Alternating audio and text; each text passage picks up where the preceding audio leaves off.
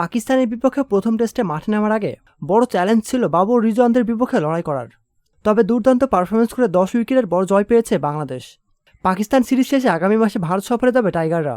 তাই বাংলাদেশ দলকে নিয়ে ভারতের দলকে আগে থেকেই সতর্ক থাকার আহ্বান জানিয়েছেন রবিচন্দ্র আশ্বিন। নিজের ইউটিউব চ্যানেলে এক আলোচনায় আশ্বিন বলেন, বাংলাদেশ প্রথমবারের মতো টেস্ট ক্রিকেটে পাকিস্তানকে হারিয়ে দিয়েছে। এটা একটা অবিশ্বাস্য ভালো খবর, বিশেষ করে দেশটির মানুষ যখন একটি অস্থিরতার মধ্য দিয়ে যাচ্ছে। কোচ, অধিনায়ক সবার জন্যই এটি গর্বের। রাওয়ালপিন্ডি উইকেট নিয়ে তিনি বলেন, ম্যাচটা হয়েছে একটা রাস্তার মতো পিচে। বাংলাদেশ সেখান থেকে জয় তুলে নিয়েছে। এই ম্যাচের প্রথম 3 দিনে তেমন কিছু ঘটেনি। হাইলাইটস দেখে বুঝলাম পাকিস্তান শেষ দিনে পুরোপুরি ধসে গেছে।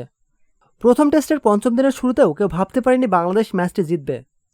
তবে 2 স্পিনার সাকিব আল হাসান ও মেহেদী হাসান মিরাজ 7 উইকেট তুলে নিয়ে পাকিস্তানকে বিপাকে ফেলে। সেই সঙ্গে জয়ের স্বপ্ন দেখতে থাকে বাংলাদেশ। প্রতিনিয়ত খেলাধুলার আপডেট জানতে আমাদের সাথেই থাকুন। এতক্ষণ আমাদের সাথে থাকার জন্য আপনাকে জানাচ্ছি বিশেষ ধন্যবাদ।